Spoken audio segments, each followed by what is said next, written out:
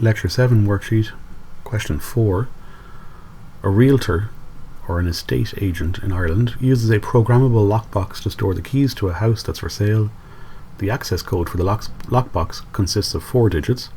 The first digit cannot be 0 and the last digit must be even. How many different codes are available? Now, you enter a code, it's one number and then another number and then a number 4 times. In that case we need, because we have successive events happening, we're going to use the multiplication rule, and you need to think about, well, how many possible digits could go into the first box?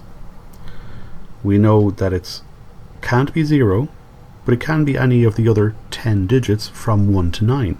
So there's 9 possible numbers we can put in here.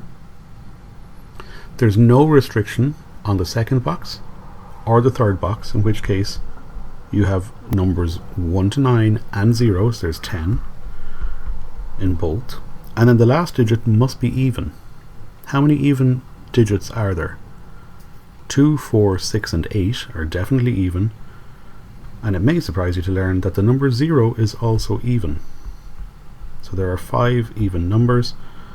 9 times 10 times 10 times 5 is 4,500 different codes available using these restrictions.